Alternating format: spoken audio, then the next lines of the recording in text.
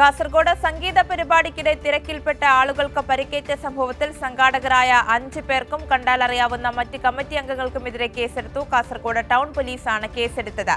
സിജു കണ്ണൻ വിവരങ്ങളുമായി ചേർന്നുണ്ട്. സിജു, ഇന്നലെയായിരുന്നു ഇത്തരത്തിലൊരു സംഭവം ഉണ്ടായത്. എന്തായാലും പോലീസിന്റെ എഫ്ഐആറിൽ പറയുന്നത് സംഘാടകർ മുന്നറിയിപ്പ് പാലിച്ചില്ല എന്നതാണ്. അതായത് ഉൾക്കൊള്ളാൻ കഴിയുന്നതിലും അധികം ആളുകളെ ഈ പരിപാടിക്കായി എത്തിച്ചു എന്നതാണ് ഏറ്റവും ഗുരുതരമായ സംഭവം.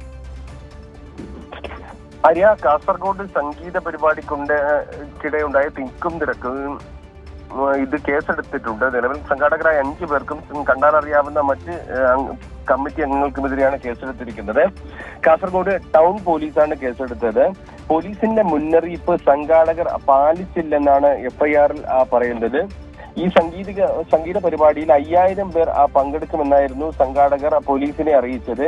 എന്നാൽ പോലീസ് സ്ഥലത്തെത്തി പരിശോധന നടത്തിയ ശേഷം ഇവിടെ 3000 പേരെ ഉൾക്കൊള്ളാനുള്ള സ്ഥലം മാത്രമേ ഉള്ളൂ എന്ന് ബോധ്യപ്പെട്ടു. ഇതിന്റെ അടിസ്ഥാനത്തിൽ പോലീസ് നേരത്തെ തന്നെ കൂടുതൽ ആളുകളെ പങ്കെടുപ്പിക്കരുതെന്ന് കാണിച്ച് സംഘാടകർക്ക് നോട്ടീസ് നൽകിയിരുന്നു.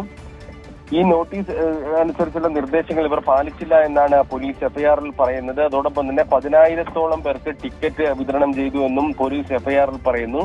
പ്രത്യേകമൊരുക്കിയ ഓഡിറ്റോറിയത്തിൽ ഉൾക്കൊള്ളാൻ കഴിയുന്നതിനുമപ്പുറം ആൾക്കാരെ കയറ്റിയെന്നാണ് പോലീസ് പറയുന്നത്. തിക്കിലും തിരക്കിലും പെട്ട് 12 പേരെയാണ് ആശുപത്രിയിൽ പ്രവേശിപ്പിച്ചത്. ഗ്രൗണ്ടിൽ ഉൾക്കൊള്ളാനാവുന്നതിൽ കൂടുതൽ ആളുകളെ പ്രവേശിപ്പിക്കരുതെന്ന് കാണിച്ച് നേരത്തെ നൽകിയ നോട്ടീസ് ഉൾപ്പെടെ ലംഘിച്ചുകൊണ്ട് പരിപാടി സംഘടിപ്പിച്ചതിനെതിരെയാണ് കേസെടുത്തിരിക്കുന്നത്. ഇപ്പോൾ മനുഷ്യജീവന് അപകടമുണ്ടാക്കുന്ന തരത്തിൽ, പൊതു സ്ഥലത്ത് അപകടമുണ്ടാക്കുന്ന തരത്തിലുള്ള ഇടപെടലിനാണ് പോലീസ് കേസെടുത്തിരിക്കുന്നത്. സംഘാടകരായ 5 പേർക്കും അതോടൊപ്പം തന്നെ തിരിച്ചറിയുന്ന മറ്റ് സംഘാടകർക്കെതിരെയുമാണ് കേസ്.